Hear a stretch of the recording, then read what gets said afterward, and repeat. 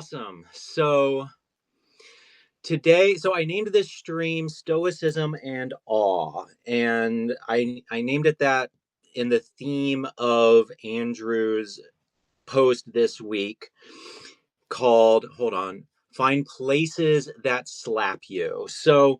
We'll start with you, Andrew. So we're just going to the way this will work is, since we're no longer doing the game that we were doing to kind of start the conversation. Um, so we'll start with you, Andrew. We'll talk about what we wrote this week, and then we'll discuss another piece that we read this week that moved us, and then we'll just go from there. So Andrew, tell us about places that slap you. Okay, so this idea came about because I do this thing with people who are yearly subscribers where I can do talks with them. And I had written an earlier piece about the utility of awe because it has these psychological properties that are well attested to in the psychological literature. They make us more robust. They can kind of bust us out of low emotional states, depressions, or whatnot. There's just kind of this long history going back into classical antiquity and up through the present research where it just seems like a powerful thing. If you can be in wonder or be in awe, it is just a very powerful thing. And modern people, if they're not religious, perhaps, they may have no practice of awe, and they may find themselves rarely getting into awe. And so I was discussing this with that subscriber, and we were talking about how hard it can be to find a place of awe and experience that very positive state. And the way that I think about it is there isn't really one type of awe, but rather several. And so on one end of the spectrum, what you have what I call quiet awe, and that is something that can take some work to get into. It's almost like you have to diffuse your attention. So if you're distracted, if you're really stressed out in life, if you've got a hectic work or family life, whatever, you may find it hard or impossible to sink into that state.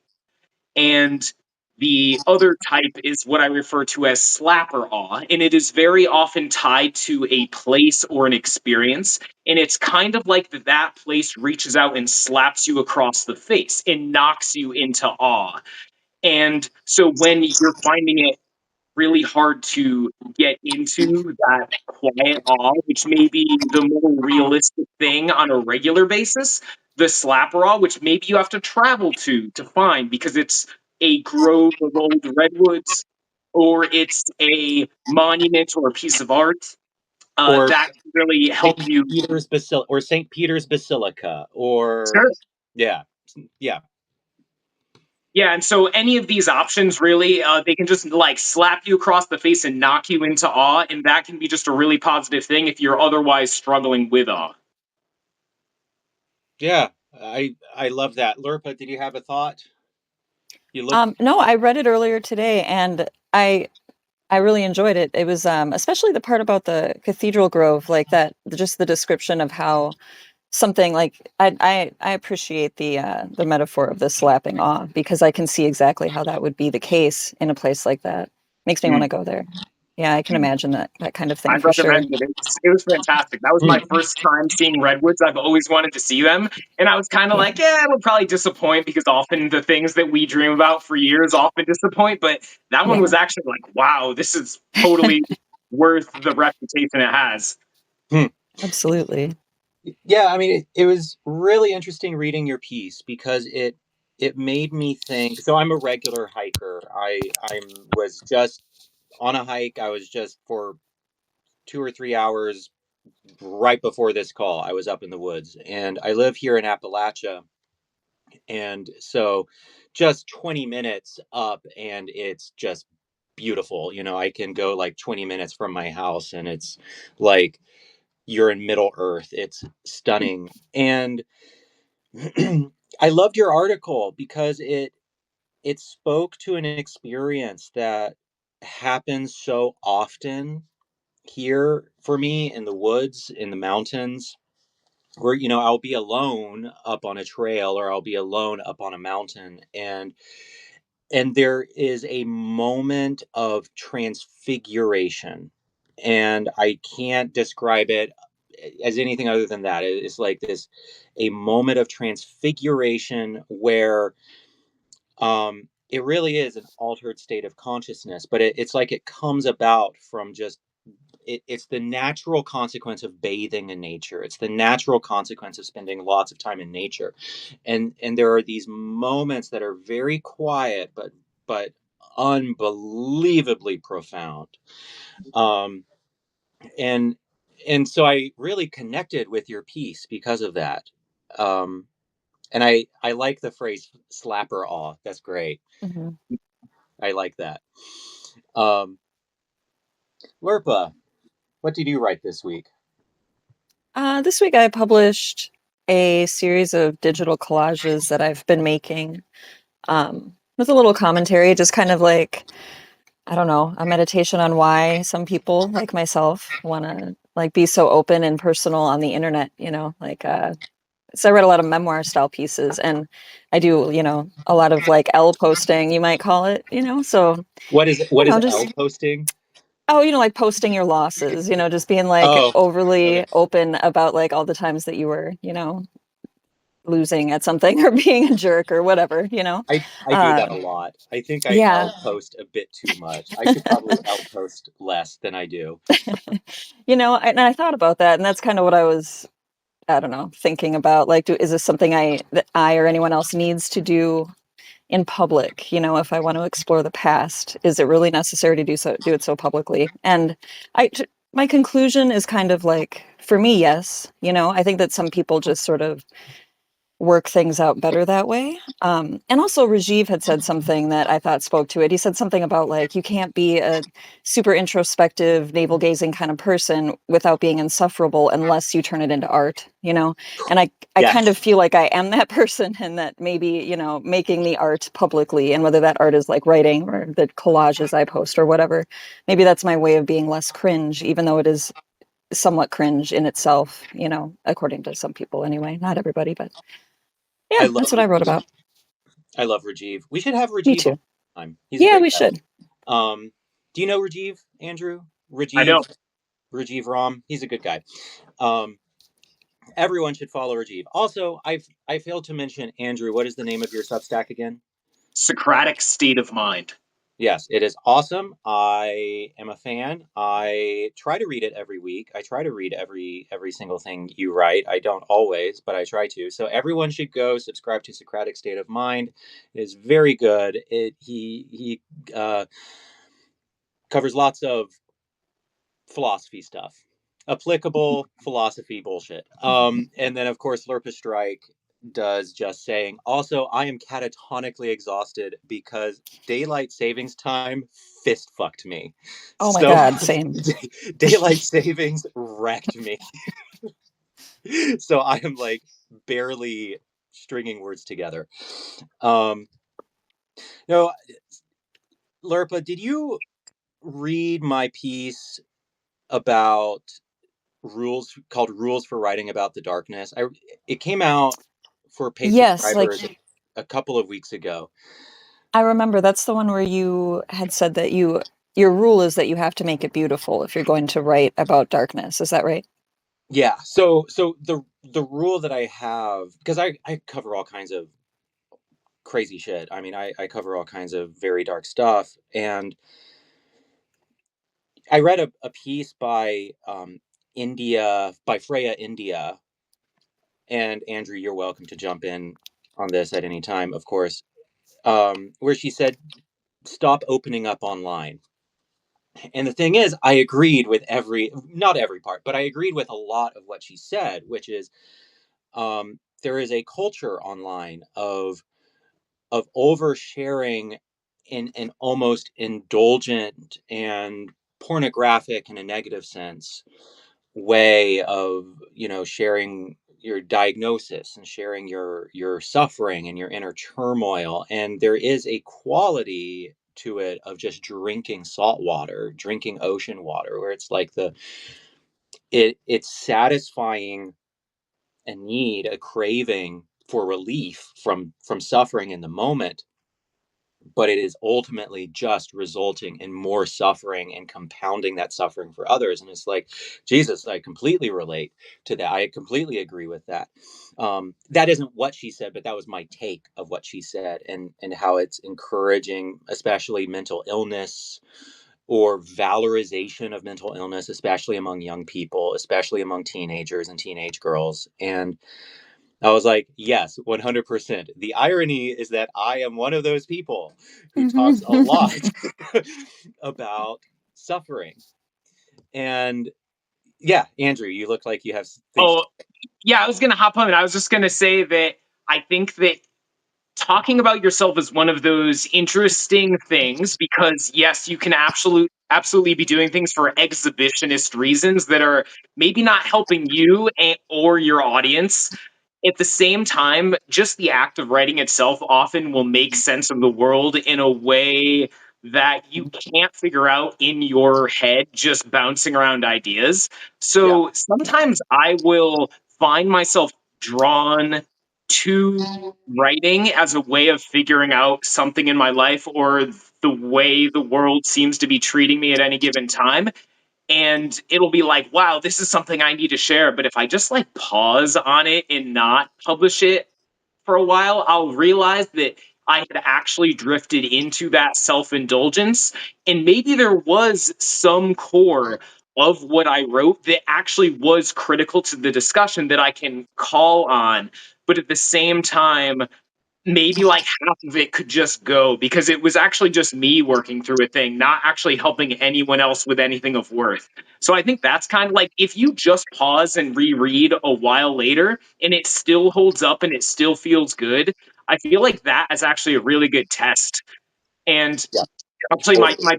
my piece for Monday is I'm writing a piece on reputation, and I was kind of drawn to that topic because of something that I'm going through in my life. But I wrote this a couple weeks ago, and I actually found like actually there's about 7 paragraphs in here that can just go because they're not helping anyone. It's just bogging things down. So I kept a little bit about what I was thinking about in my own life and that reputation, this type of thing, but at the same time, it was like, and the rest just goes because it doesn't help the piece. It's just bogging it Yeah.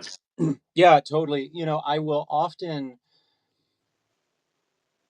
it's an interesting, it, I regularly find myself in this position where it's like, there are where it's a difference in directionality when I shared the intimate stuff. So I find that when sharing the really intimate stuff, when it works, is because I have a point that requires it. And so it's like I have a story or a point or an argument that needs the personal detail and it needs the personal vulnerability in order to communicate the point to my audience, because I think it is ethically important that people know this thing, that this point land, and in order for it to land it requires a bit of undressing publicly. um and when and I've just noticed when that's the case, it seems to really work. It seems to feel right. Hello, Horngate in the chat. He says, "What's up, guys?" People don't follow the Horngate. They should. He writes fascinating stuff. Versus when there are times when it feels like the directionality is coming from the opposite direction. It feels like suffering in search of a point, or suffering in search of a story. And when that's the case, that doesn't mean I don't publish it necessarily. It just means there's it requires a greater mindfulness, a greater awareness, greater caution. And often that's the stuff that ends up on the cutting room floor. That's the stuff that just ends up being journal entries. Mhm. Yeah, you know that I had a similar like experience when I wrote the piece about cheating on my boyfriend back when I was like 21, Yeah.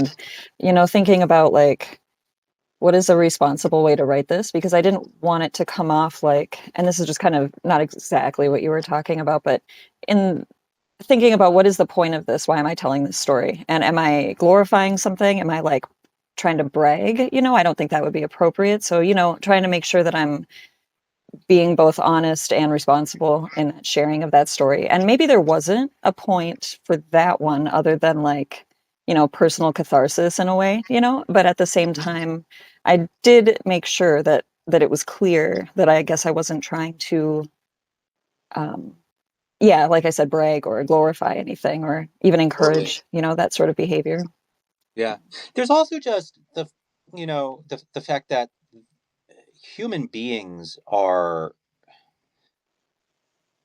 I don't know, I've been thinking a lot about just the power of being seen and feeling heard. And Yeah. there's the great line, C.S. Lewis, I don't think he actually said this, but there's the great line in the movie about C.S. Lewis called Shadowlands, which is about him marrying his wife, Joy Davidson, and then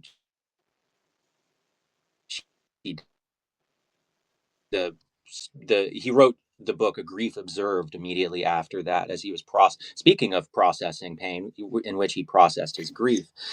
Um, but in that movie, Anthony Hopkins playing, um, my internet is unstable, by the way, is what the thing just said. So if you have issues seeing me or hearing me, just send up a flare. Um, Anthony Hopkins in that movie says, "We read to know that we aren't alone." Yeah. And that's And another yeah, I'm sorry, go ahead. I just think, that's kind of like a good unto itself to Mhm. to read so that we know that we aren't alone. And I think the inverse is true as well. We write to know that we aren't alone. Um, Yeah. so Yeah, yeah, I personally really like reading things that I can just relate to because sometimes just being able to relate is important. And now my internet connection is unstable. So let it's me just know an if you can't hear me right. I'm it's just I'm an half an inch unstable away from night. the router, so I guess. Yeah, it's all good. Yeah.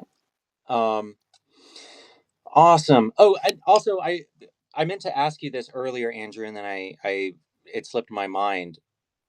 I wanted to ask you to tell some of the stories that you have had, the sort of awe and transcendence that you have experienced, the sort of awe and transcendence. I'm sorry I didn't get to that earlier. I meant to ask you that, but talk some about those specific occasions when you've experienced that. Okay. So If you are comfortable, if you would rather not talk about that in public to a bunch of anonymous friends, then you don't no, need I'm happy to. to. Um, Okay.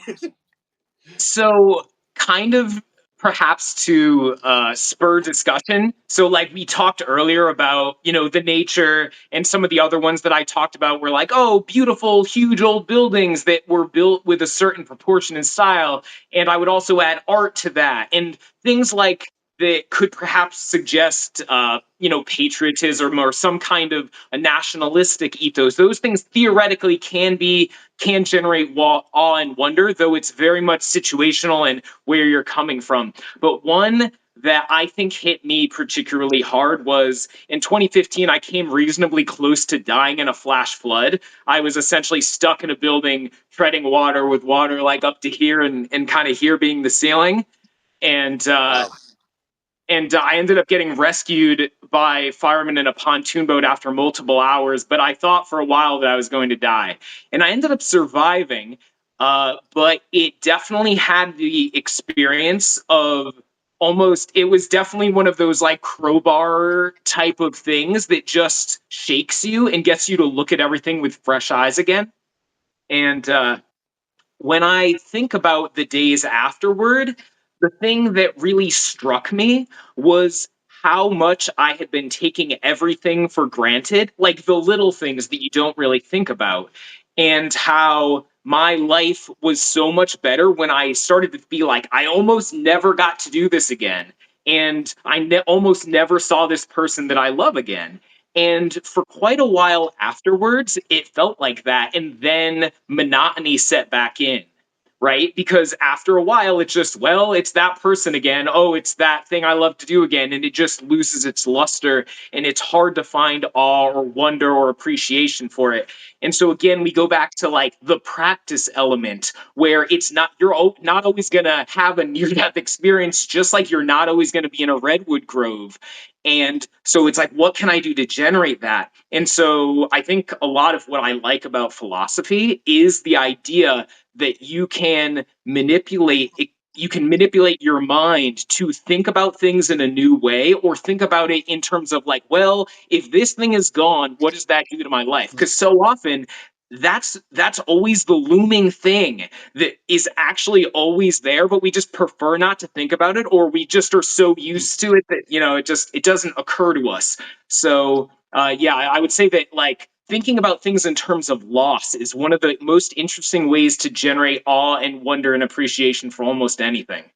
Absolutely. No, I mean, what you just said is making me think of, Marcus Aurelius when he says, I practice today. This isn't the exact quote, of course, but where he says, I live today as if it is the last time.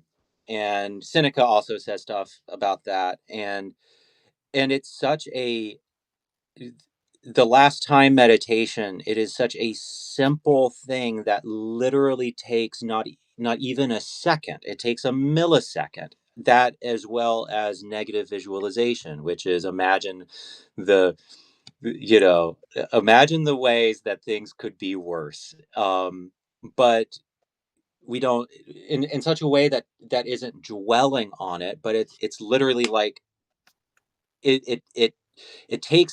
the duration of a finger snap to get into that headspace, and it reframes everything. One of my favorite reframes of the kind that you're talking about that can just take a moment is, very often I think we all have people in our lives which we love, but we also find frustrating. Yes. Maybe it's, a family or a friend or whatever. And if you think about them only in the context of how they're annoying, which is the element that presents itself when you're with them, and it's like, there's that hard thing about them, man, I wish this wasn't happening right now. But if you reroute it to the thought of their loss, and that this could be the last time you ever talk to them, or this is the last time I might get to do this thing. Suddenly it takes on an entirely different flavor where it feels like you just got punched in the gut, because it makes you realize how much ingratitude you have for something really good, and that if you lost this right now, how much you would regret it. And also, like, say you're pissed off at a person because they're being annoying, and you decide to yell at them, or you decide to just like be a little snappy. Well, is that, like, imagine this is the last conversation that you have and they die after this conversation. Is that what you want to have be your final conversation? And so if you can kind of bring that into every encounter you have, suddenly the annoying things take on a different character, particularly if you value the thing in some capacity, or the person in some capacity. Tomorrow in Austin, there will be lots of sun. Alexa, stop. Yeah, totally. I mean, I was just about to say something, and then Alexa interrupted us. Oh, I actually I had that exact experience where I had a really bad argument with a friend. This was years ago. This was like when I was in college. I had a really bad argument with a friend, and it was pretty nasty. It was not good. Um, and what I didn't know is that was the last time that I would ever talk to her, because she died in a car wreck. And it really did just that I was pretty young. I was in my early 20s. I want to say, but um that experience really taught. It was like learning the hard way. Like, I don't want that to ever happen again. I don't ever want for my story with another person to end like that. Um, and so, yeah, no, that kind of reframe is very powerful. Um, and that's one of the things that makes the Stoics brilliant is they have all of these little practices that add up to big outcomes. To another one of my favorites is the evening moral review, um, which I've been practicing for people who don't know. I wrote about it in my recent article called "What is a Good Man," and it's a moral review of your day. Did you live up to your values? Of course, in order to do that, you have to know what your values are, and many people don't know that actually. So there's some like work that has to go into it. But um, at the end of the day, did you live up to your values? Did you practice the four virtues of courage, wisdom, temperance, and what's the other one? Courage, wisdom, temperance, Justice. justice. Thank you. Um, and go through the day and judge your actions, and just knowing as you go through your life that you're going to have to face the judge, even if that judge is just you, really has a significant effect on your day. Lurpa just vanished, so Yeah. we'll wait for her to come back. But yeah, I don't know if you have any thoughts about that, Andrew, but Yeah. that's what came up for me as you were talking. Yeah, I mean, I completely agree about virtue as being one of those things that is surprisingly useful as a decision making framework for life. Because you kind of think about virtue as this religious thing. Maybe it's about like, don't have sex before marriage, or it's about religious whatever, but it's actually fairly Hold adaptive. on, hold on. I'm so sorry. Lurpa just said in the chat, "Can you guys see me? We cannot see you, Can Lurpa." you see So me now? nope, but we can Oh hear you. no. We heard you. Okay. Can you hear me? Yeah. You can We can hear hear me. you. All Yes, right. I can you're see coming through loud myself and again, clear. but you can't see me, huh? Yeah, we can't see you. Hmm. Well, let's just see if the video returns for now. Maybe All right. weird. Substack is still getting their shit. Oh, Oh, you you're back. disappeared. I could leave and you could re-invite me. I don't know. I'm You're back? back. Okay, good. Just All froze right, on the carry on. best face though. Okay. It's now you're frozen. We'll just let your internet do its thing, and Andrew and I will talk. Okay. Yeah, what was I I'm saying? Oh, I'm so so sorry. I didn't mean to no, interrupt. no, no worries. Yeah. Um, so I just think that virtue, it sounds like this thing that is totally abstract and super judgmental and super religious based, and it's gonna kill all the fun in your life. And I just find that it's very practical as a decision making framework, and also just as a way of generating happiness in life. So I very much agree with you that some kind of like continuous either an end of the day review or as you go through life, but kind of just asking like, wait a minute, is this thing I'm saying actually in line with my values? Is the thing that I'm thinking in line with my values, doing whatever the case may be? And whether I think that at first it's a really hard lift to do that sort of review, mental or whatever.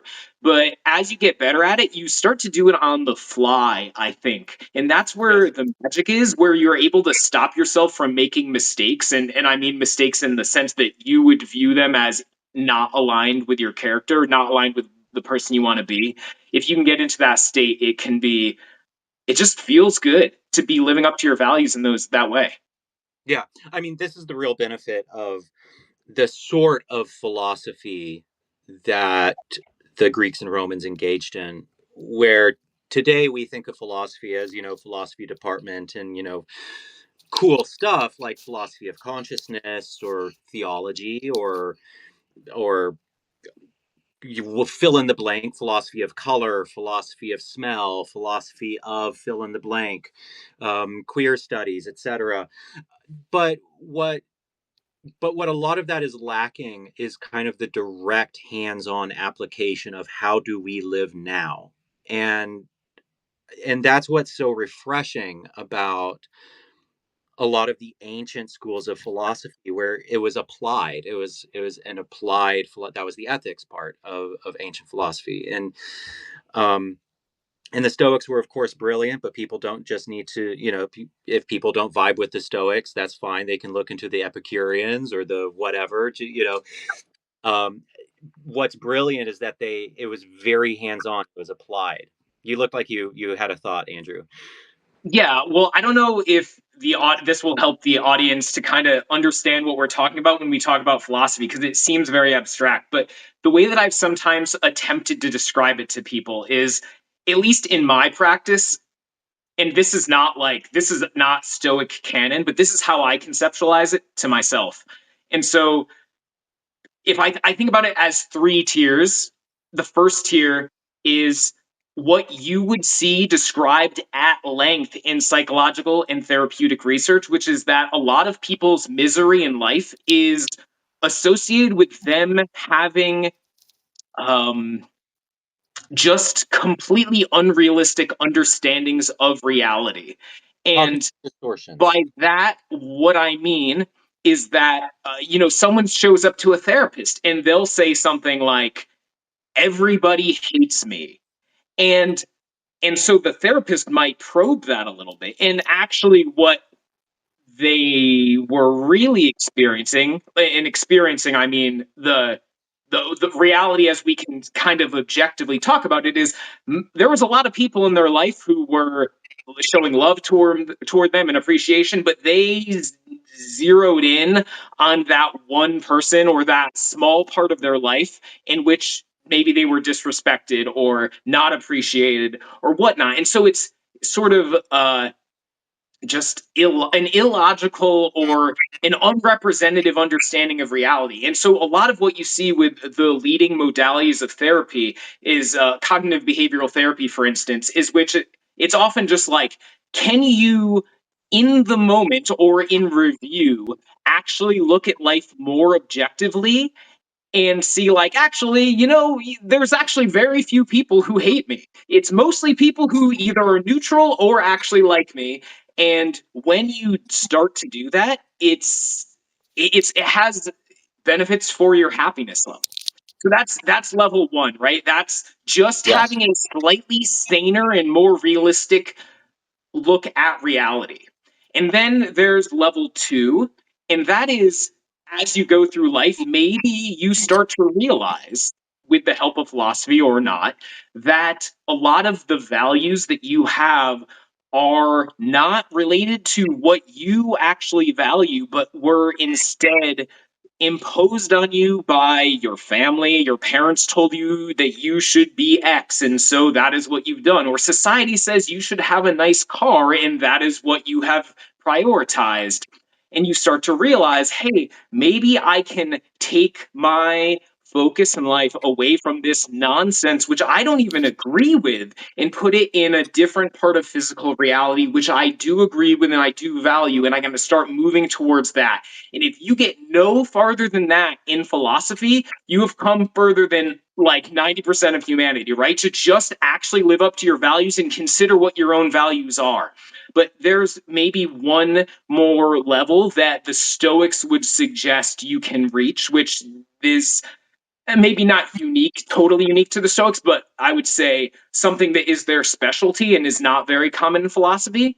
And that is the idea that physics, the physical reality itself, if you choose to put your priority on physical reality, whether that's, almost anything, any outcome in physical reality, if that is what you think is important, you're going to be miserable a lot of the time, because a lot of the time reality is not going to give you what you want.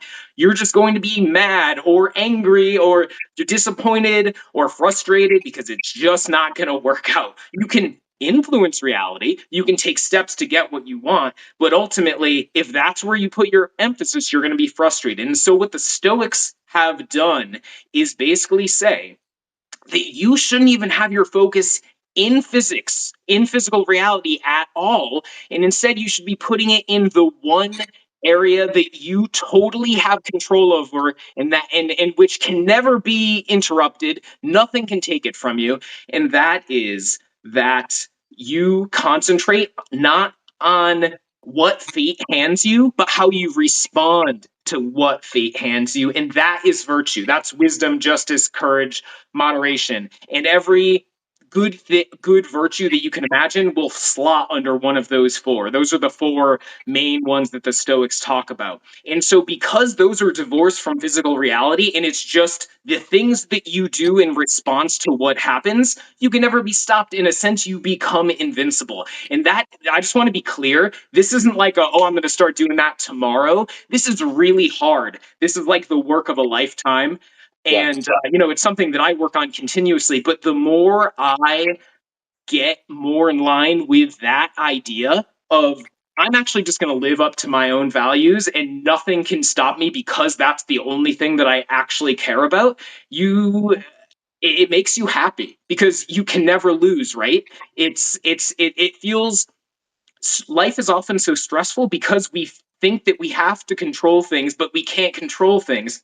But if you actually just only care about the things that you can control, and much of Stoicism is an attempt to change your psychology or change your focus so that that's more and more the case. It feels like a huge relief, like a burden has been taken off Yes. your shoulders. So It those are kind of like the three levels as I see them.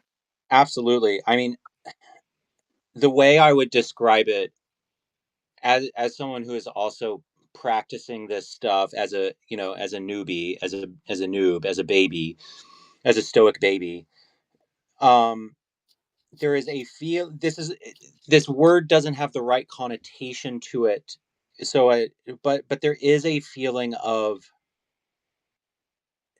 not invincibility, because that has the wrong connotation, but it's something like that, of of if I if my attention is aligned, then oh, I can get through Hurricane Helene, which destroyed my entire neighborhood and city and region and threw us into darkness for weeks. It's like, oh, I can actually do that. It's why and I think the beautiful thing about it is that it reveals reserves of strength that you don't even know you have, because it realigns it like it realigns your attention or your awareness or your focus in such a way where suddenly it's like, oh, I can endure things that I would not have anticipated that I could endure. um yeah, it's I was very just going to add that you were kind of searching for the word. So in a sense, certainly you're not physically invincible, but there's a exactly. level that you are. And in fact, some translations of Stoicism will sometimes draw on that word invincible. But the one that Marcus Aurelius kind of made famous is he talked about his inner citadel, in the sense Yes. that, like, yeah, the external things, those could get destroyed. I could die. I could lose a limb. My loved ones could die, whatever. But there's a level of invincibility or safeness within you in that inner citadel, which can't really be harmed. Yeah, totally. So when you were just saying that, that brought to mind a common critique of stoicism, which is it sounds like and Lerpa, welcome to jump in anytime, of course. um Stoicism sounds like a philosophy for psychopaths. Is, Yeah.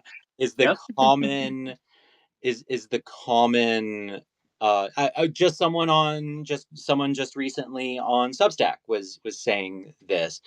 um and I get it. Read some Epictetus and it's like, holy shit, this is intense. Like this feels intense. This feels like a personality disorder, the way he says, which is why I so appreciate Seneca, because Seneca is like the great humanizer of stoicism for me. He talks about, he obviously struggles. He Yeah. obviously, He talks about his own failures, which is just yes, very humanizing.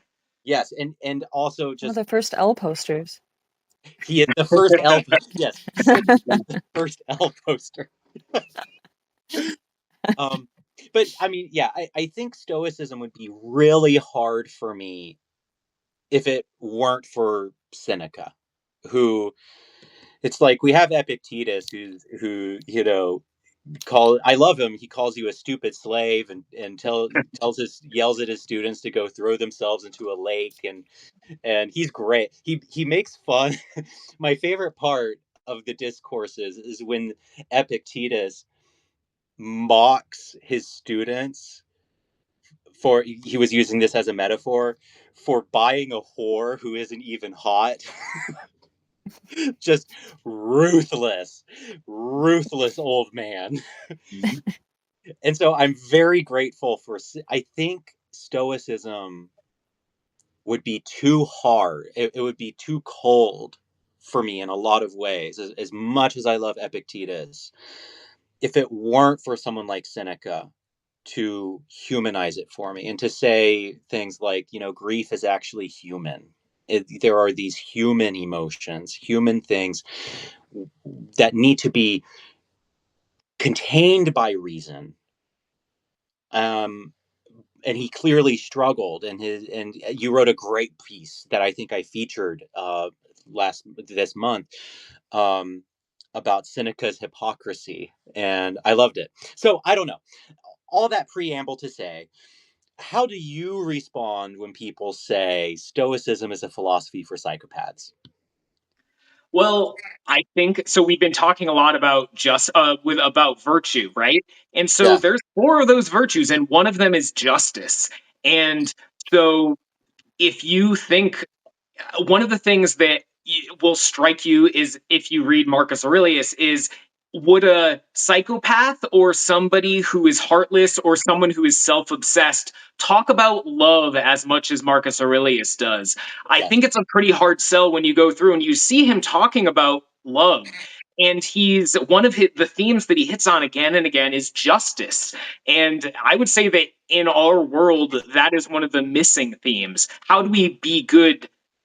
It's not like how do we be good to ourselves. It's not like he's not going on about self-care. He's talking about how can I be good to he was the emperor of the known world. He was the most powerful man in the world. Many people in his position just abused people. uh Tiberius, I know, was it Tiberius? That said, he commanded someone that you should not flay your sheep, you should shear them, because you were just hurting the little people a little bit too much, and you don't want to degrade their ability to produce fleece. You just want to shear them. So that's how some of the Roman emperors looked at yeah, it. uh, yeah, and Marcus was about how can I actually serve my people? How can I be good? How can I be good in a palace, which is actually such an interesting concept? One of my favorite parts of that book is where he says you can be good even in a palace, which is like, well, wait a minute, or you can be happy even in a palace, and you say, well, wait a minute, isn't the palace where you would be happy? But no, Marcus knows that there is something that happens to you in the palace. And that is that, well, who's around you? They're people who want to tell you exactly what you want to hear. And there's people who want to get in with your good graces and they're going to compliment you. And you get more and more divorced from reality. And if you have all your whims met, if everyone tells you yes over and over again, it will destroy you. And so what Marcus is saying is actually like, you can live with justice towards your people while being surrounded by luxury and all these people who are trying to take advantage of the position you're in and to get what they want. You can be a good man anywhere. You can, and that I think is kind of the rebuttal, right? Because the yeah, Stoics are obsessed with justice. And as long as that's the case, I don't see how you can be a psychopath Stoic. Now, to be clear, there are many people who talk about Stoicism, and I almost get the impression that they've never read a Stoic book. In fact, I once had a discussion with somebody who told me they're writing a book about Stoic ideas, but as the conversation progressed, I very clearly learned that they had never actually read a book from any of the original Stoics, but were yeah, just like writing about these ideas that they had learned from like YouTube gurus or I don't know, podcasts or whatever. And yeah, so there's this a lot of misunderstanding about what it even means to be stoic. I've heard entire discussions of stoicism that does not even mention virtue or justice, and that is essentially not stoicism. Yeah, Virtue is the only good. That's the centerpiece of stoicism. it's like talking about Christianity without mentioning Jesus, or Buddhism without mentioning the Buddha. I mean, it really is like the point. It is the thing. But I mean, you mentioned meditations, and there are also just so many moments in there that are so humanizing. Two of my favorite parts in the meditations is one is when he is basically yelling at himself to get out of bed. Yep. And, and he's like, you do, the bee does the work of the bee, the horse does the work of the horse, or whatever, or whatever. And he said, you do the work of man. And then he says, but it's warm. Like, but it's warm under the covers. And he's like going back and forth with himself, like, oh, you need to do your work, but it's warm here.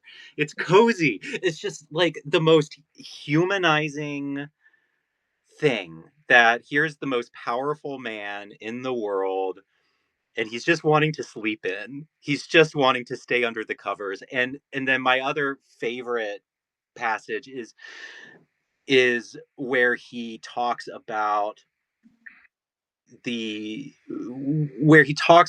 beauty of the lines of an old woman's face, and he's really moved, and that by the crack in a loaf of bread, and the foam at the jaw of a boar, and how he finds beauty in these things. And it's just kind of in praise of these overlooked tiny beautiful things, the crack in the top of a bread, or a boar being hunted and the foam at its jaw, or the and the fearsomeness of that, or the beauty of an elderly person's face and the lines in her face. I mean, there's something just very human about the Stoics, when you really read. And then there's Chrysippus, who died laughing at a donkey eating figs, and um they're just wonderful. And so there's such a contrast between what I call broicism, or actually it was Massimo Pigliucci who came up with the term broicism. There's such a contrast between broicism, which is strong and herculaic and masculine and virile and serious. And all of that is fine. To be clear, that is all okay. But there's an enormous contrast between the broist content and the humanity and pain and often disease that the ancient Stoics struggled with. And so yeah, I regularly also talk to people who have strong criticisms of Stoicism or are hardcore fans of Stoicism, and I'm like, oh, you haven't read any of this shit, have you? Yep. Yep, totally.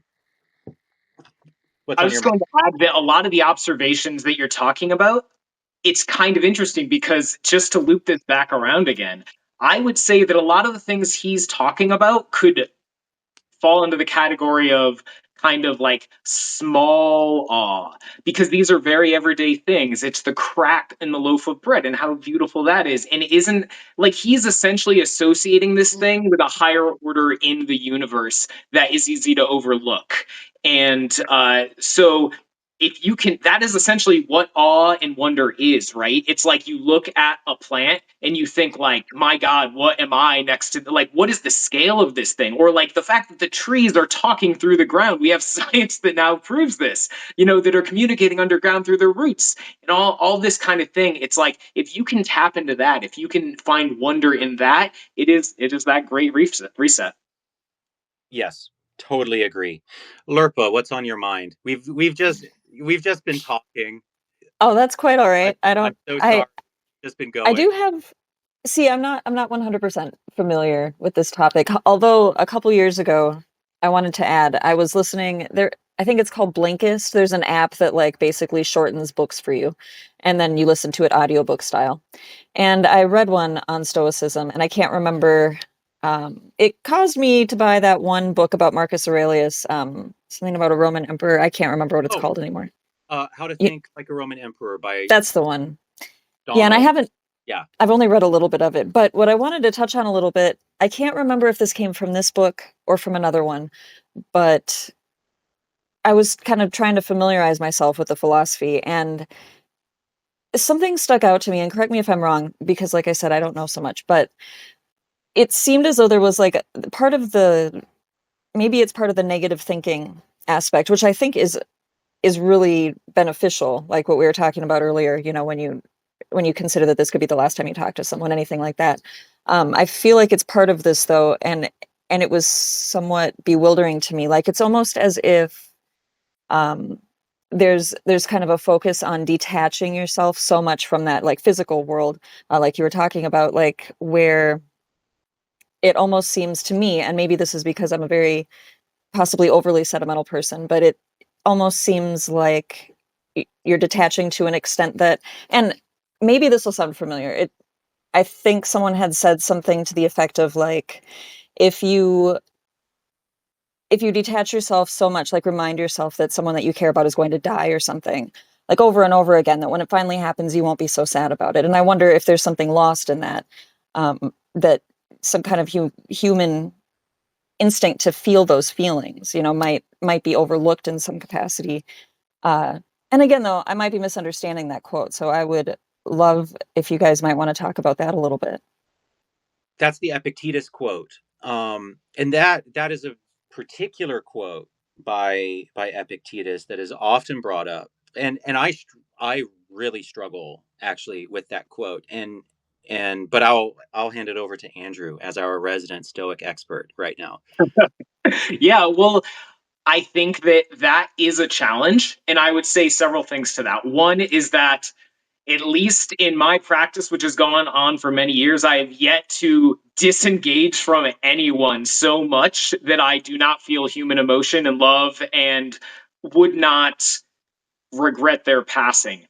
But I think that the Stoics would suggest that a lot of the things that we dread and won't think about because they're so horrible, if we actually just think about them, it's just we can contextualize them in a way that does not dehumanize us, that does not strip away all emotion, but rather just makes it makes emotion part of us. It makes the emotion part of us that we can touch it, we can let it into us and feel it and not have it overwhelm us. So that when the thing happens, and let's be realistic, it happens. I mean, we've all Mhm. lost someone, right? But if you've made it to 40 and haven't lost anyone, well, I'm 40, so that like you. But very few people will not lose anyone in their lifetime. It's going to happen. So, do you want to be totally destroyed when it happens? Do you want to be totally ill prepared? That's kind of what Yeah. people are saying when they're saying that I don't even want to contemplate the loss of my child or whatever. And then the last thing I'll Yeah. just add is kind of going back to Marcus Aurelius, he had at least a dozen children. And I think it was like 8 of them died before they reached Mm. adulthood. Imagine being Marcus for a minute and just imagine what that does to a person if Yeah. they do not have some way of thinking about this in a way that allows them to survive and keep moving. And that does not mean that you just like, I'm not going to think about it, right? Like, I think that that is the assumption of what's going on here, that like, Yeah. I'm not going to feel any feelings toward this. I'm going to cut myself off. But the Stoics never say that. Marcus talks about how much he loves his kids. There's a surviving letter between him and one of his teachers in which he talks about his children as his little chicks, I think he says. And so you can tell that this is a guy who really loves his kids. And the fact that he knew that there was a really good chance that they were going to die, like it just made life better. I don't know how else Yeah. to put it. I don't know that I've ever done this sort of exercise and been numbed by it. It just actually makes me Yeah. grateful because I realize how important they are and that I can lose them at any time. And I better live every day like I could lose them, or else I'm going to regret it. Yeah. I'm That makes a lot of sense when you put it that way. Definitely. I'm Can trying. I want to add one thing if Yeah, you don't mind. Sorry, Stephen. oh no, please. This really made me think of a line from Hamilton. I don't know if you guys have seen Hamilton, but there's the Lin-Manuel Miranda, there's a line in one of the songs where he's playing Hamilton and he says, "I imagine death so much it feels more like a memory." And that line always stuck out to me a lot. And now it really made me think of that because it's almost like, well, for him it was probably more like by accident, but for someone thinking along these lines of stoicism, making something a memory, right? Like as opposed to something to dread in the future. It's almost as though you are sort of immunizing yourself in that same kind of way, but in a self-protective way that's not actually harmful, but more like, you know, yeah, so you don't destroy yourself, when bad things happen. It's the domestication of emotion. It's basically just making it so It's it a good way to put can't it. freeze you anymore. Hmm. It you can live your life without that horrible fear and restraint. Because if you go through there are some people who fear death.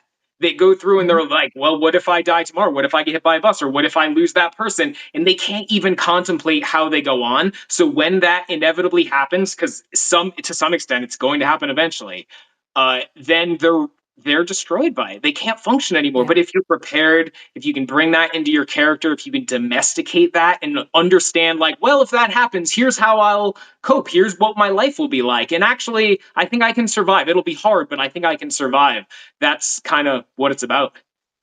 Makes a lot of sense. I love that, domesticating emotions. That's it. That's a really excellent Yeah, that's not my line. That's description.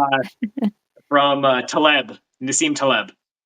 Yeah, I love that too. I hadn't heard that before. I have my copy of Epictetus, and I'm going through it trying to find that specific quote that Lerpa was talking about. I can't find it right now, but I I mean I really, it's like I have two sides of me. It's almost like the two of you right here on the screen are representing like the dialogue that I have in my head all the time with the Stoics, where um I I I practice stoicism and it changes my life. And one of the reasons why is that, oh, by the my friend Kinsman just joined. Hello Kinsman, we love you. I haven't been paying much attention to the chat right now. But we'll get back to, we'll read comments momentarily. Um it's like I practice stoicism and it changes my life because it domesticates my emotions. And being someone with the brain that I have, I am crazy. I uh I've really struggled with depression, with mania. I've really struggled since I was 16 years old. I've deeply struggled with my mental health. And so a lot of the language that I hear about emotions and feelings just does not land for me. The trust your feelings stuff, I'm like, my feelings are a toddler with a handgun. If I trusted them, I would be dead. Like, for real. My emotions are like constantly trying to kill me. And so if I trusted them, then I wouldn't be alive. Right? And so a lot of the talk that people have about emotions just does not resonate for me because my emotions feel like feral wolves. And the domestication of the emotions that stoicism encourages is so powerful for me. And actually having fewer emotions is great for me. That's what we want. We want to have fewer emotions. That's fantastic. Actually, if we can domesticate them and make them less loud, that's what we want. um so it's like, on the one hand, my brain is saying yes, 100%. On the other hand, I do struggle with, particularly with grief, and one of the things that Epictetus in particular, and maybe I'm misreading him, but he really does seem to suggest to me when I read him that he just doesn't have much of a place for grief at all. And I get it. I understand. They lived in a brutal time. And we are, soft, delicate orchid compared to, I mean, even us, the way we and everyone in the chat is living right now is better in terms of quality of life than Marcus Aurelius's life was as emperor of the entire world. The quality of life that we have now as middle class, lower class, that whole spectrum is worlds better than what Marcus Aurelius, as the emperor of the known world, lived with in his palace. So I get it. There was a level of brutality and shortness of life that might have required kind of an extremophile philosophy. I've been thinking about what I call extremophile philosophies. It's like philosophies that really help you flourish under extreme circumstances, but maybe need to be lessened some under ordinary circumstances. And so I again, this is why I find Seneca so helpful, because um he's just strikes me as more humane. And when I read Epictetus, I adore Epictetus. He's actually my favorite Stoic philosopher. But I find it really helpful to turn down the volume on his intensity by about 30%. Yeah. 20-30%, you know? I think that's totally valid. Yeah, Like just do, yeah. But I would remind you that even Epictetus says, I must not be like a statue. He is not saying don't have emotions. He's right. just saying that the way that most people let themselves be run by their emotions, that is really the problem. Because if your emotions are making you do things which are not in line with your own values, there's kind of an issue there, right? Because you're not even living up to your own values. And so there's just an irrationality in that. And so we all understand that emotions are not entirely rational. And so trying to reconcile those two things, that is the story of philosophy. And it's no easy feat. And no one is like, Epictetus is probably like the more accomplished man, right? Because he has managed to do this to a greater extent. But even Epictetus says, I'm not a he doesn't say he's a saint. He doesn't say that he's um a sage. That's the term that the Stoics were talking about. They said like someone that actually is a complete master of the philosophy is as rare as the phoenix. And they understood that actually this was either not real or so rare that it essentially didn't exist. And so Oh, uh I would just contextualize it like that. Like we're all striving. We're never going to be I will die an imperfect stoic, right? Like I who cares? Who cares? I'm just making progress. And like if I can live slightly saner than I otherwise would, and it's not a competition, I'm not competing with you because our lives are different, our histories are different, whatever. Like we're just trying to be better people. We're trying to be saner, and that's pretty much what it comes down to. Yeah. yeah, totally. And Lurpa, you looked like you had a thought.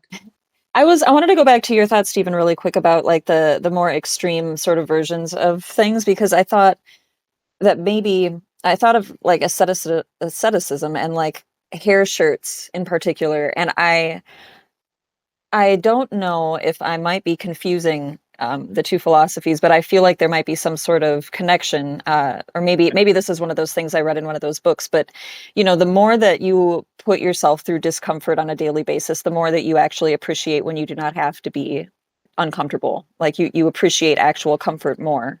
Um, and I can really appreciate that. You don't have to wear a hair shirt, right? But the more that you really just kind of get used to not being comfortable all the time, yeah, it just increases your gratitude. overall. And it makes when you do go, end your fast and have some ice cream, it makes it that much more amazing. Yeah. uh, yeah, totally. No, that concept is called voluntary discomfort, and Mm, Will Irvin talks a lot about it in his book. You might have been listening to A Guide to the Good Life by William Irvin, which I enjoy. maybe. Yeah, Maybe he I might have. talks a lot about voluntary discomfort. But the thing that I keep coming back to and reminding people of who are skeptical of Stoicism, because it does sound so severe, is go back and read the Buddhists. Yeah. Go back and read the Dhammapada, and or go back, and one of my personal great loves is the monastic tradition. Love the Christian monastics. But the if you read Saint Ignatius, or if you read Saint Benedict, holy fuck, I would not last a day. I would be crying. I would be like, nope, I am a soft, tender fleshed baby. I am not cut out for this. The all just about every single spiritual tradition that we really cherish has comes from it was extreme. It was Mhm. often extreme, and it was often extreme because the world was extreme. The world was brutal, and the and so everything just needs to be contextualized in that. Like, for example, a lot of the what comes off today as a fear of pleasure in the ancient world, as a fear of sexuality, for example, a fear of sex, a fear, it can often hear it sounds that way to our ears. And sometimes, it was like the early church. They Parts of the early church believed that sex between even married couples was sinful. I mean, there was some crazy stuff, but it needs to be contextualized within a context where the where sexual pleasure was part and parcel with agonizing death, because of the death of mothers in childbirth, and because of the grief and loss of infants, when infants die. And we don't have that connection anymore because we have modern medicine, right? And so many things that sound severe and austere and kind of horrific to us, they didn't exist without reason, right? They didn't exist for no reason. There is a context to it.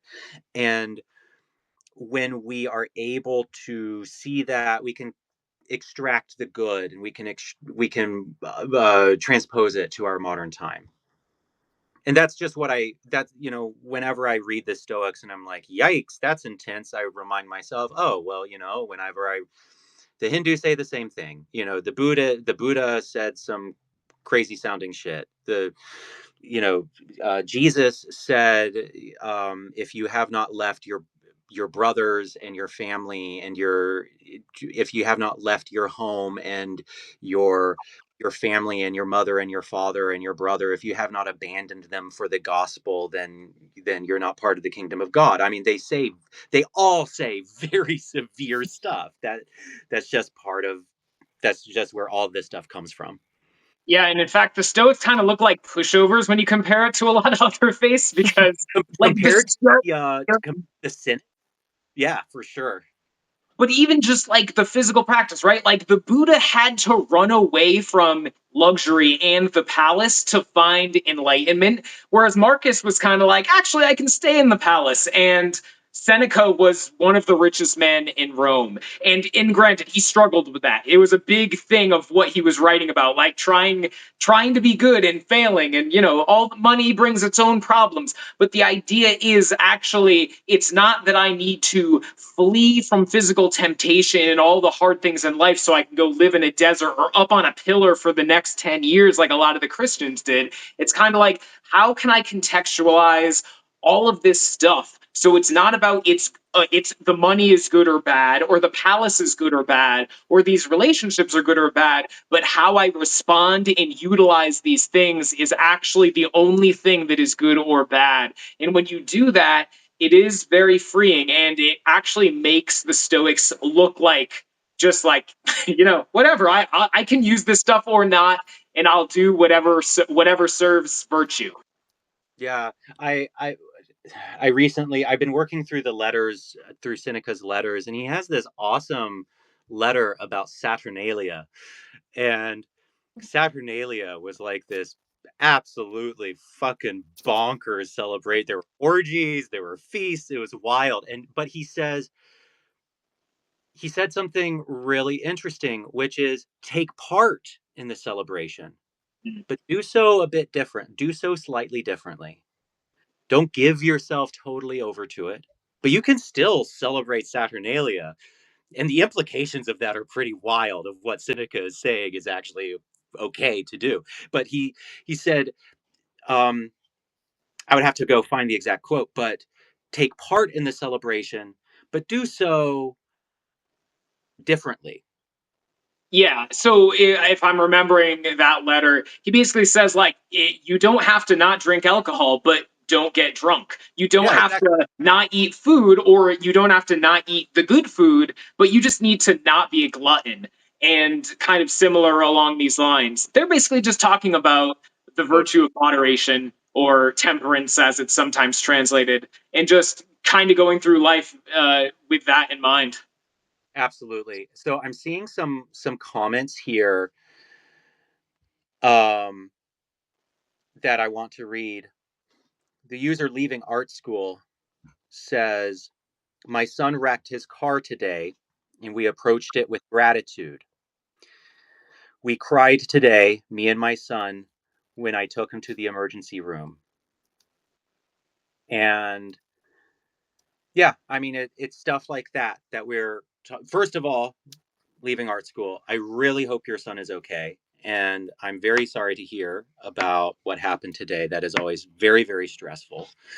Um, and I hope your family is all right. And it is exactly those kinds of situations where it's like we never know. We never know when calamity is going to strike. None of us, and even none of us know when we're going to die. And that's the wildest thing to contemplate of all. I There is a last time to everything that I will do. There's a last time that I will kiss my husband. There's the last time that Lerp and I will do this stream. There's a last time that I'll go on a hike. We never know when that last time will be. I'm forgetting who said this. It was Sam Harris who said this. There is a last time for everything, and we never know when it will be. And it is exactly that Stoicism prepares us for. Yeah. Um, Mona asks, why is there so much interest in Stoicism now? What is your take on that? So I think that there's multiple answers, and that is one that you're suggesting that there's interest now. Granted, like a lot of prominent people have been talking about it, so yes, it is getting more airtime.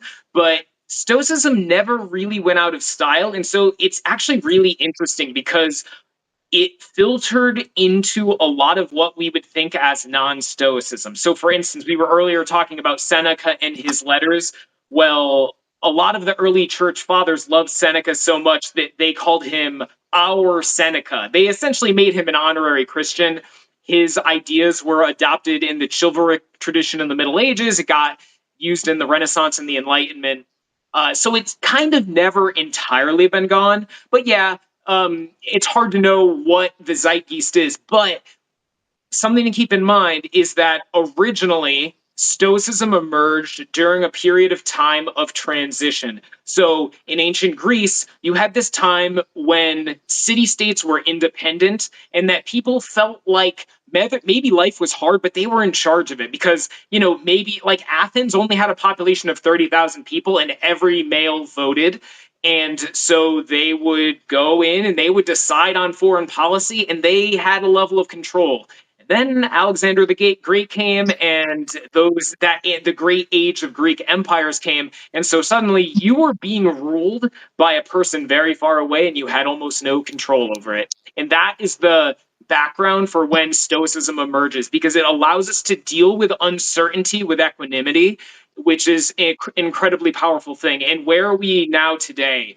I don't like the certainties of the 90s are gone. It feels like a very different era politically, geopolitically. It feels like the consensus of what it was to be an American, or just part of the liberal order, and I mean that not in the liberal conservative way, but in the um, Totally. original sense of the word liberal. Uh, and all these things are changing, and so amidst all this uncertainty, I think it's not at all surprising to me that a way of dealing with uncertainty and bringing your anxieties under control by shifting away from the things you can't control and into the things you totally can control. That just it seems like the logical thing at all times, but it becomes more powerful in times of great uncertainty. Yeah, You know, 100. I wonder how much, the talk about the palace, you could be happy even within a palace. I think that part of, some of the more high profile people out there are the ones who are saying that they are, following a more stoic tradition. And those are people like in the tech world who are definitely very wealthy. And I wonder how much that has to do with why they've adopted it. And of course, newer people who might not have been into the philosophy before might see them, might be influenced by them. But yeah, I wonder how much of that palace, metaphor kind of plays out with the wealthier people who are adopting it right now, the more powerful people as well. Just What's thinking, also, I'm sorry, were you oh no, done? I'm done. Yeah. I'm just going to add another thing that's really popular among powerful people, tech people, is meditation. And it kind Hmm. of serves a somewhat similar purpose because what meditation teaches, at least most types of medication meditation, is that you are learning to focus amid distraction. And so if you're learning to focus amid I spent several years in Southeast Asia and I hopped around to a lot of monasteries.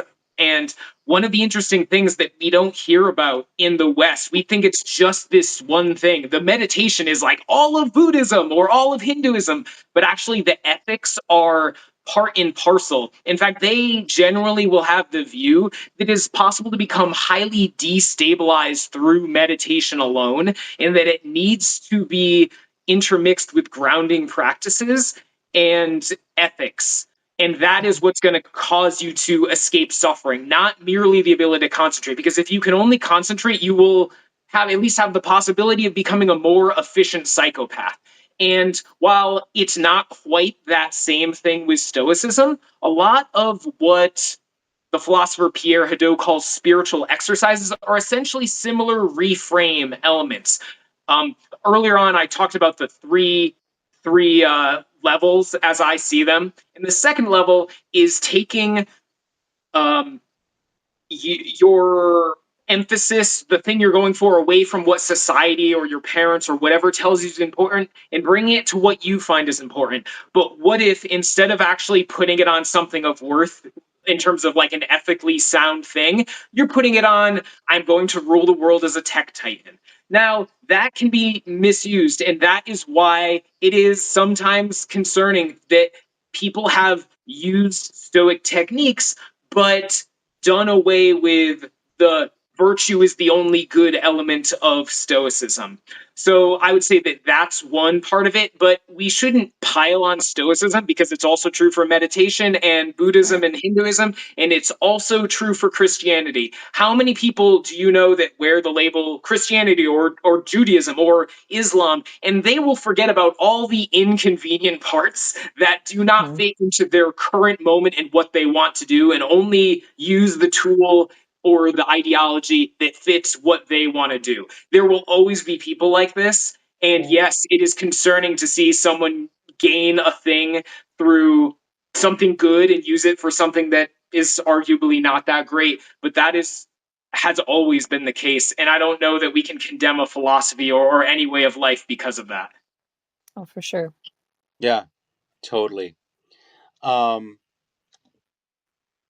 I was not being a good mindful stoic and was seeing someone rip my article to shreds on Substack. So I Mhm. on my notification. So I was not being a good mindful person, but I caught most of it. Um, most of what you said, Andrew, and I agree with all of that.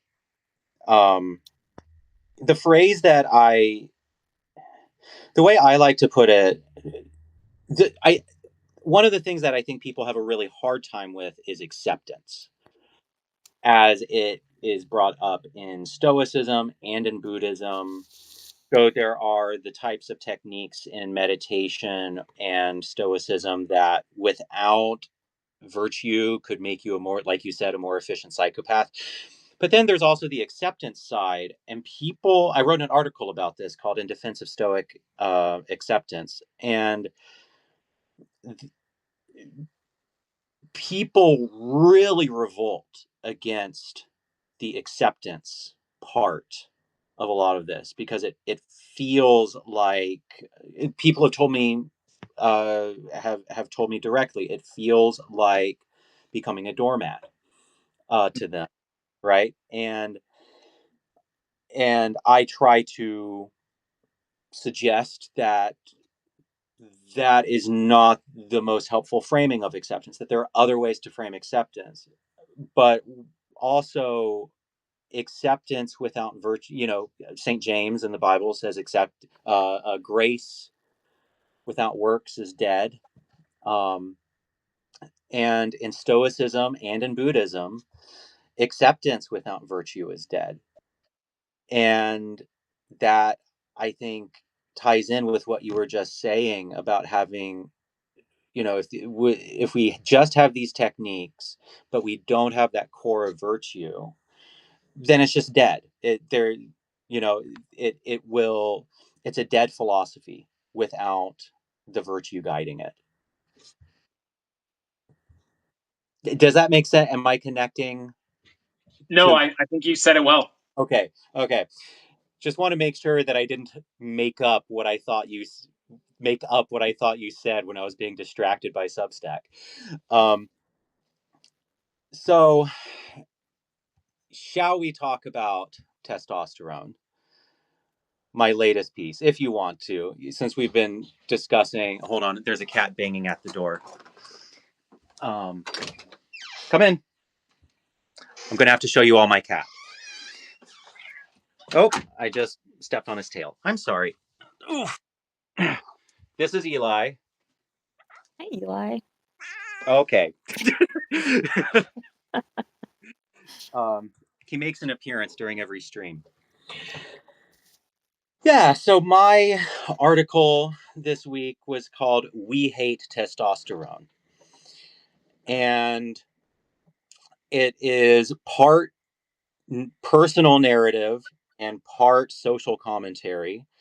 And the personal narrative is that I have been trying to get fitter and lose weight for the past 5 years. And I have lost about 35 pounds. I've gained muscle. And I have noticed this extraordinary transformation as my testosterone levels have bounced back. Um, and I wish that when my doctor told me 5 years ago, if you don't get your weight and cholesterol under control, you're going to die, die of a heart attack at 40 is verbatim what she said to me. I was like, thank you, got it. That's what I pay doctors for. I wish that she had also said, oh, and you will become a much less socially acceptable person. And the reason is because of the natural of the way I respond to being physically healthier and the way I respond to testosterone, which is I become way more aggressive. I'm way more prone to anger. Actually, this does tie into stoicism because of anger. Um, and Wait, are you taking exogenous no, testosterone, or are you just saying no, that you're producing more because you're fitter? I'm just producing because I was very overweight. Um, I was very very overweight, and then I lost weight, gained muscle, lost a lot of weight, and gained muscle, and and suddenly I felt like I was back in college, and that is a problem for me. That is a big problem because it's like the anger started to come back, the aggression started to come back, sex drive was back where it was in college, and all of it. And the question then is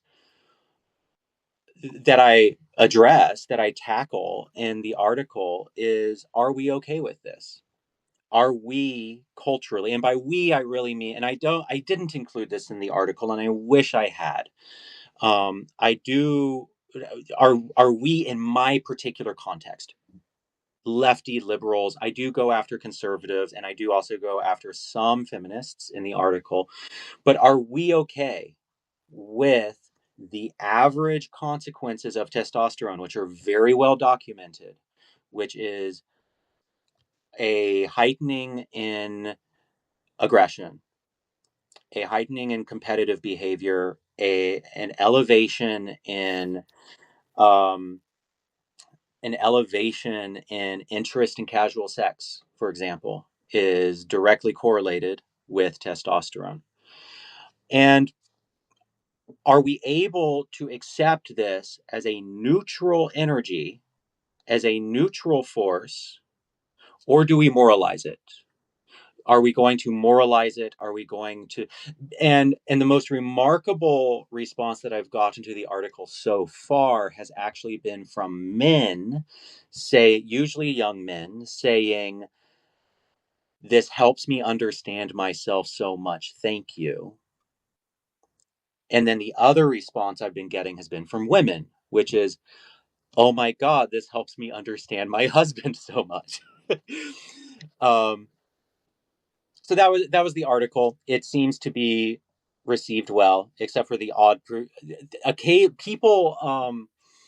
A lot of people seem, the response has been falling into two camps. One is, thank you so much for writing this helps me understand the men in my life so much more. And then the other response is, this is satire, right? Multiple people have said that this has to be satire.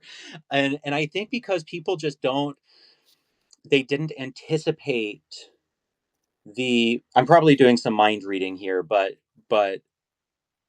I think a lot of people, the people saying this must be satire, I think they're saying that because they did not anticipate the intensity of the experiences that I was describing. Um, and of course, the thing to clarify, this is,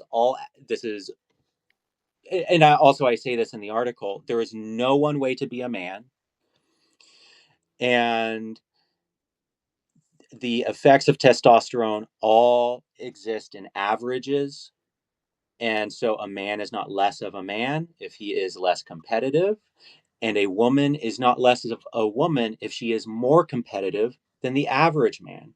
It's like height. There are many women that are taller than men, and there are many men who are shorter than women. And so none of this is to say what is morally normative about the sexes, right? There's a vast swath of, I mean, I say of course there is. I'm gay. That is very outside of the of gender norms. Um, It was all just a commentary on how I detect a discomfort with the average experience that a lot of people have with even endogenous testosterone. So that was what I wrote about. Mona. First of all, Lurpa, you read the piece. What did you think about it? I'm curious what you thought. Well, I really liked it because, I mentioned this during our last stream when we kind of like talked about it in a preview sort of way, but I could even relate a little bit because of the effects of exercise on me, just as a woman, because, I mean, we all have those hormones just in different levels, but like I've noticed I could definitely tell as soon as I leave the gym, I'm angry for no reason. And, and usually I poorly time my grocery shopping for directly after I'm done at the gym. And then, I go into Walmart and that's just an even worse place to be angry. But, Yeah. I can feel those effects very much. And so it's interesting. I understand what you're saying, which kind of surprised me. And when I Yeah. first started working out a lot more, I was surprised by that result just on its own because I didn't expect it in myself. I looked into the neurobiology of why people get that response actually with working out, and that when it's on the same day, that actually doesn't. Mhm. This was good to learn. It was actually because you're boosting cortisol and adrenaline Oh, okay. on That those is days. very So good to know. yeah, so if you like lift weights and then you feel more aggressive afterwards, and you're like, Hmm. I need to fucking punch someone, that it's because and I feel that every time that I Yeah. work out, I'm like, I need to be really careful when I go into work afterwards because I'm like, I'm going to punch someone. Not actually, but that's there. I'm more Yeah. aggressive. But what that does is it raises adrenaline and cortisol sometimes when we do strength training. Um, I don't know if you read that piece, Andrew. It's okay if you didn't, but I did not read it. yeah, totally okay. Um, yeah, and I don't know if you have any thoughts on the general topic. I would say that I can't relate on the exercise front. I actually feel kind of the opposite. I usually feel like I feel very frustrated if I haven't exercised. Sure. So I don't know, just a little bit of a different take there. Uh, but I feel like we've entered a strange era in which it's just kind of assumed that men are just like women, and I don't think Yes. men are like Yeah, women. it's yeah. Well, So I mean, anytime we have that assumption, I think we're gonna make mistakes. I 100% agree.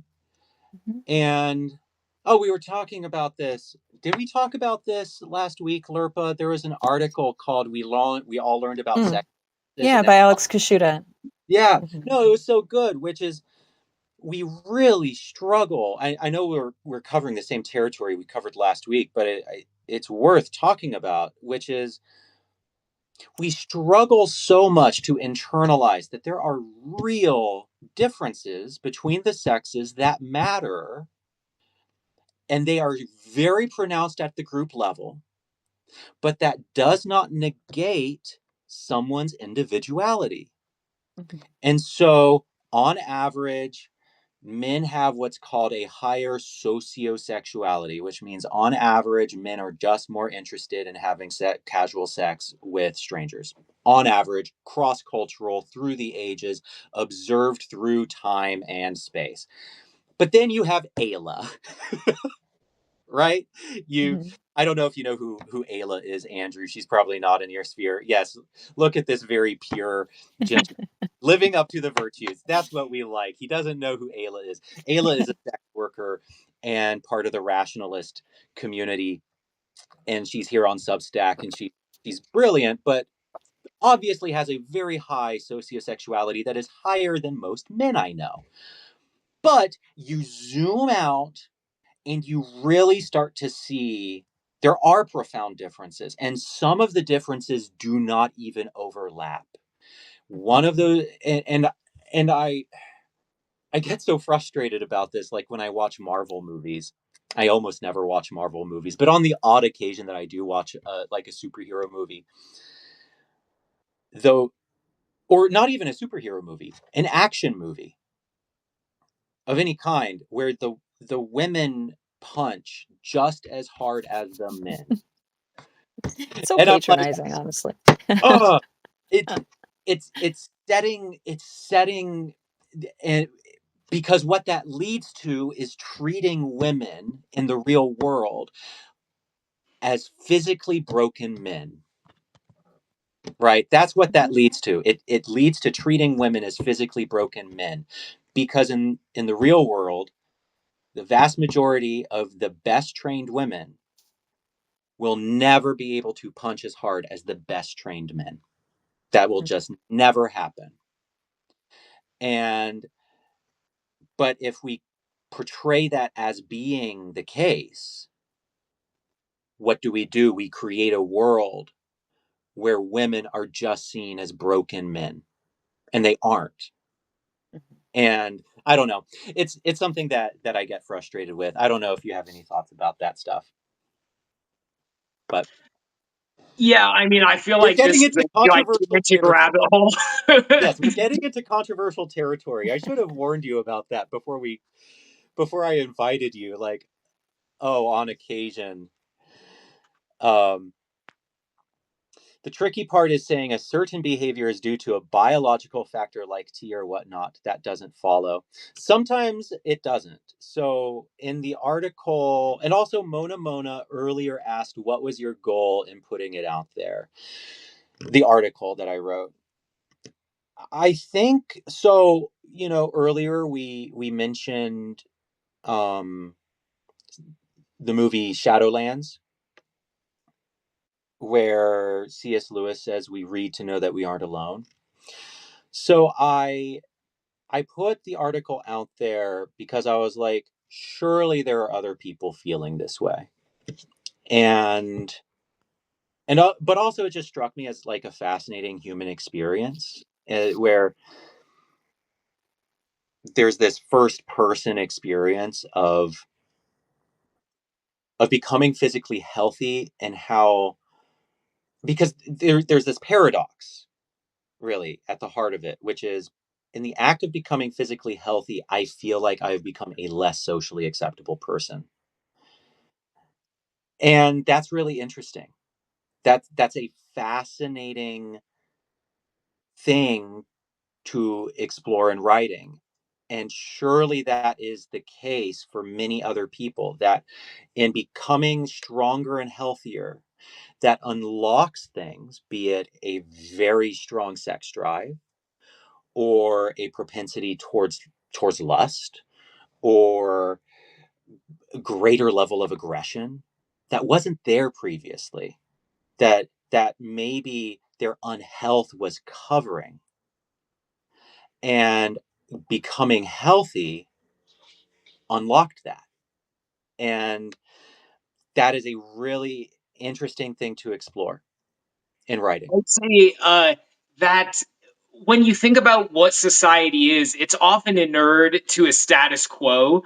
And think about what a healthy person does in the face of, say, injustice or anything that is they deem to be not good or confining. They push against that thing, and that is inherently unstabilizing. And so, if you have, let us call it virality or whatever you want to call it, uh, and that is destabilizing, people are going to not like that thing, right? So if that's, whether that's you discovering what it's like to be healthy and having a more normal level of testosterone, like that's gonna upset people. But there's another aspect of it, because if you are beyond like, hey, I'm going to have casual sex or I'm going to be somewhat more aggressive. If you are actually just being like, you know what, I'm not going to put up with this injustice anymore, you Exactly. are just as destabilizing in a different direction, and you're just going to piss off a different set of people.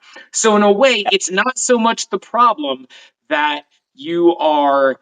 Uh, you're pushing the envelope. It's that well, we started on stoicism, so we might as well go there. But it's like, can you rein that in so you're using that energy to actually push the world in a good direction and destabilize it, or like disrupt it, perhaps we should say, in a good direction. I think that's kind of what it comes down to, because Yeah. any urge feminine, or like we can think of like feminism as a good thing that can go bad if misused, and masculine energy in that same boat, it can be misused too. So I just think it's just pushing back against your worst instincts and pushing forward the ones that are enabled by what you are.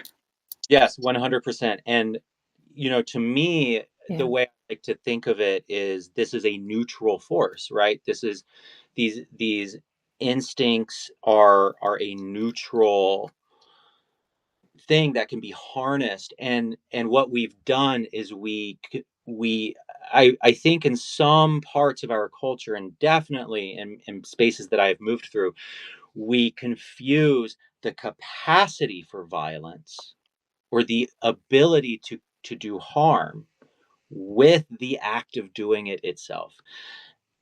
And Mhm. so we commit a category error where, because someone has the capacity to do harm, that means that maybe they will, but actually no, what that means is that that can be channeled, that is not in and of itself a negative. And I think that we often talk about what are often coded as more masculine, as intrinsically negative. And in the article, I use the example of a headline: Donald Trump has a testosterone problem, and the heading was, uh, his campaign is, the Donald Trump campaign has a testosterone problem. And the way the article read very much used this neutral energy, this neutral force, which is testosterone, as synonymous with bad. And so it was confusing the effects of disgusting, it was confusing disgusting and gross behavior with a neutral force. It was capturing it all, in a way that I think is very unhealthy. So we have some questions in the chat. Um, Mona says, um, the tricky part is saying, oh, first, leave it. I think, one person says, I think anger from the gym is being around a bunch of angry people. Mhm. Try to work outside. That's My exactly what gym isn't angry, um, but well, I go, I never go to the gym. I don't, I work out outside, and I work out at home. Hold on, a cat wants out. Goodbye. Shoo. Uh, yeah, it's hard to weight train outside, which is what I use the gym for. So, but yeah, I don't even talk to anybody at my gym, to be honest. So I don't. I, No one's really angry. I don't know. I haven't been to the gym in years. And then Mona says, Although I love being outside. But uh, anyway, the tricky part is saying a certain behavior is due to a biological factor like T or whatnot. That doesn't follow. Human behavior is more complex than just biological. And they say, it sounds like you don't have a good handle on your behavior. And they say, I understand this is well documented and many trans men have written about this, but behavior is not biologically determined. So the trans men, I'm really relating to my trans friends. Um, a testosterone files book is a good yeah, one for sure. testosterone. No, it's like I bringing up trans men But is yeah, very applicable, because the all of the trans guys, when they go on an exogenous T, they describe wild. Of course, they are, they're bringing on exogenous testosterone that their body has, at levels that their body has never experienced before, and so there are wild effects. But um, the the point about human behavior is more complex than biological. 100% yes. And in the article, I explore other explanations. So one explanation is indeed culture. Of course, culture matters a lot, actually. And in fact, I think saying that testosterone has an effect on human drives actually makes culture more important. I think I think culture. I think saying that, that our bodies and our chemistry of have real effect on psychology makes culture more important and not less, because it is culture that shapes that behavior and channels it into appropriate venues and teaches people what to do with that raw energy and how to interpret those bodily experiences. And so I 100% agree that culture is central to all of this.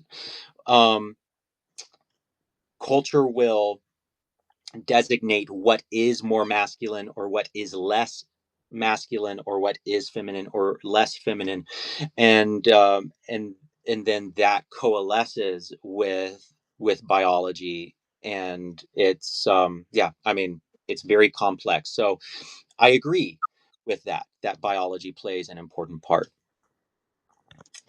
I would add, I think just it can be maybe a little clarifying to think about it like this.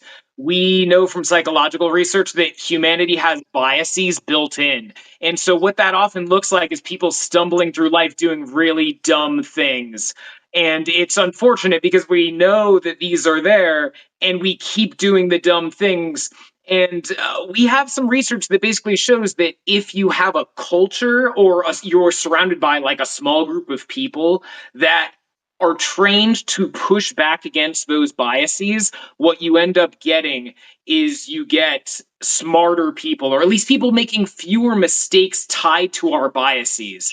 And I think that that can actually be extrapolated to a lot of things. If certain things are normalized and society is not normalized to push back against certain things, whether those are biological urges that can, or, that can be indulged or not, or they're are psychological biases that are built in. What does society do with those? I think learning to channel them and learning to manage them is what separates maybe some of the darker societies and periods of history that we've been in from some of our better ones. And I would say that if you look at the Renaissance, if you look at the Enlightenment, a lot of it is about, hey, we've got this bias. Can we do anything about it? And we keep coming back to Stoicism, but virtue, I think, is ultimately the bias pushback, right? It's the idea that I'm probably going to be wrong in my natural reaction to a lot of things a lot of the time. Can I institute within myself a review to push back against that? And ideally, could I surround myself with people of like mind to push back in that way? Um, I'm Yeah, not like, I mean, biology is very important, but I'm not like biology is the only thing. And the same thing with bias. Like, our natural biases are really powerful. It is hard, but we can totally push back against them. So I feel like that's kind of a yeah. worthwhile approach to life. Just understanding that not everything is 100%. You can be inclined in one way and learn to push back, and you can get help pushing back. I am, for example, inclined. So I've been diagnosed with bipolar 2. So I am inclined towards periods of hypomania and inclined towards periods of depression. And I exercise, I keep a regular sleep schedule, I have friends who support me, I have a regular schedule that provides a scaffold.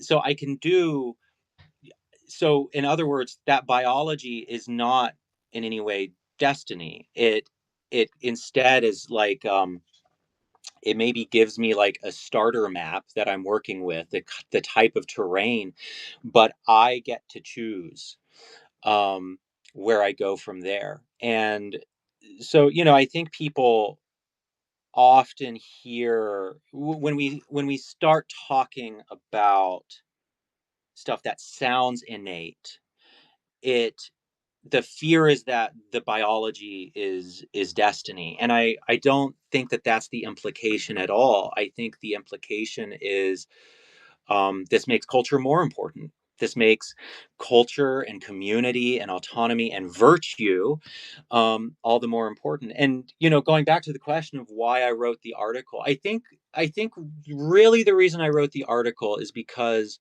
I think it's an attempt to understand these energies that uh, come up for me. It's an attempt to understand them and then to channel them.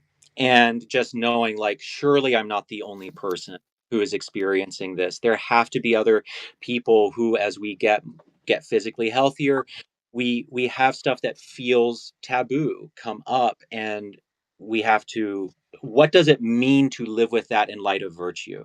Because these are neutral. How do we channel it?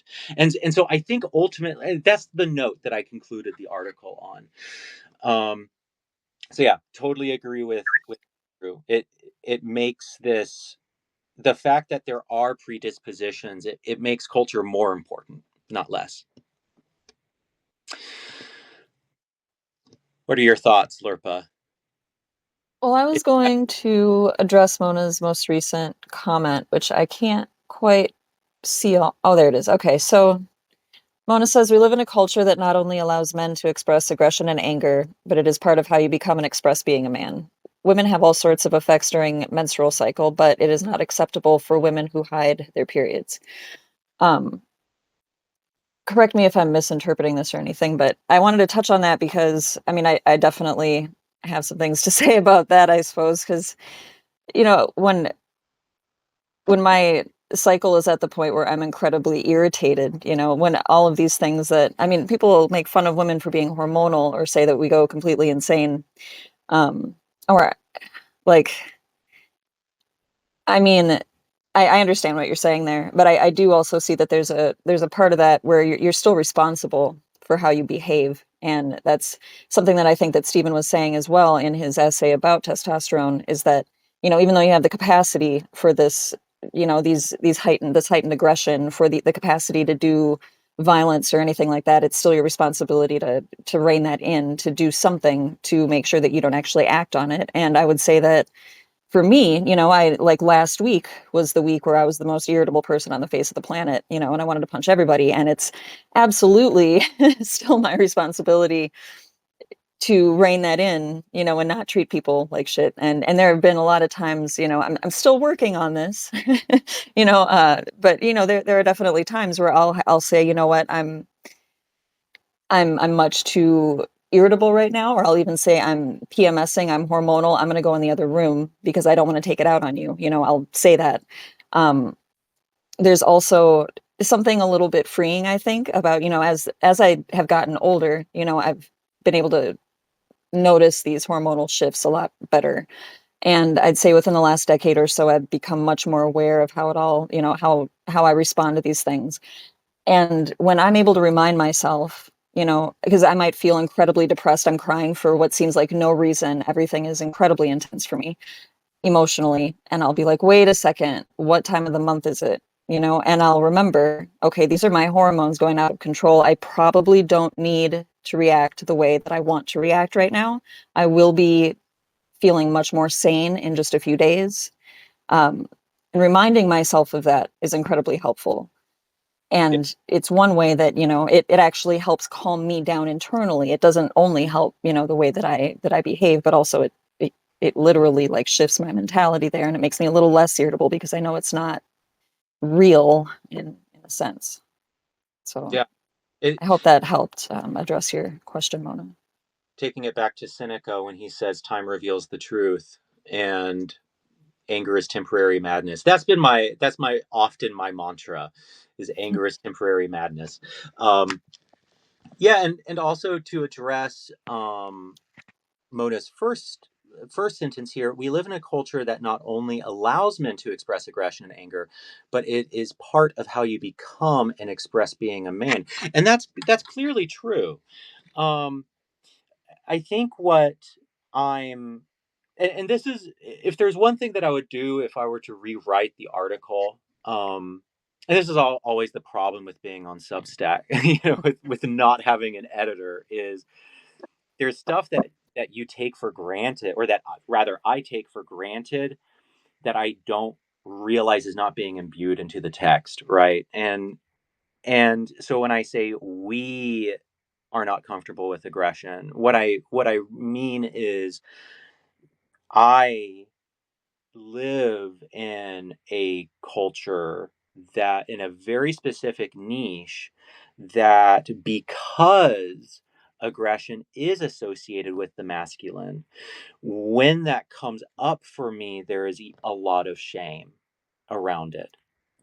The that energy itself is taboo. And so if I were, and maybe I'll probably write a follow-up and give some clarity where, I'm here in the South, and there are parts of the South where absolutely honor culture is still alive and well, and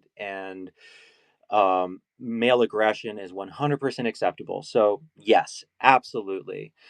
um I am not in those circles, and so writing it now, I would, if I were to rewrite it, I would provide a bit more context. I would, to what I mean when I say it feels taboo.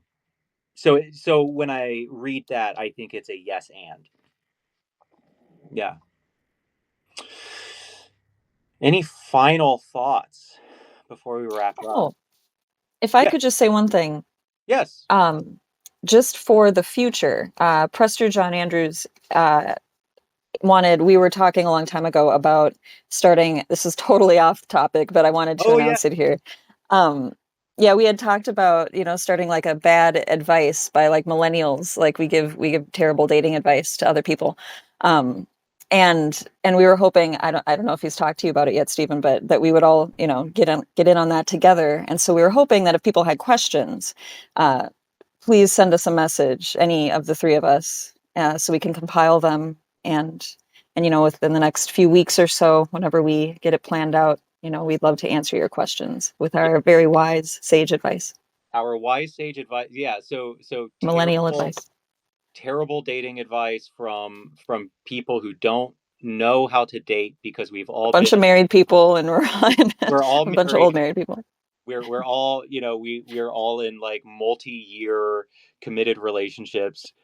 We haven't dated in eons, and so we'll give terrible dating advice. So if you want terrible dating advice from me, Lerpa, and Prester John, just let us know if you have any questions. Sex and dating advice, we will give you terrible answers. Mhm. It'll be great. All right. Andrew Perlot, thank you so much for joining us. This was a lot of fun. Yeah, this was great. Thanks for having me. I'm sorry we Mhm. did not give you sufficient warning of the rabbit holes that we might go down. We do have a lot of them. But everyone, please go read Andrew Perlot's Substack. I am a fan. It's called Socratic State of Mind. I think I also recommend the Substack on the Sacred Tension page. So if you need help finding it, you can find it on Sacred Tension. I highly recommend. He writes regularly about Stoicism and philosophy and living a good life. And of course, everyone subscribe to Lerpa. Strike Just Saying. She does awesome stuff about relationships and collages and sexuality and dating and all kinds of cool stuff. So with that, Well, this was I a very interesting conversation. So thank you for being here, Andrew. Thank absolutely you. thank you, Andrew. All right. Oh, Mona says, let's talk virtue ethics someday. Yes, that will be a future conversation. All right. Mhm. With that, we are out. Thank you, everyone. Bye.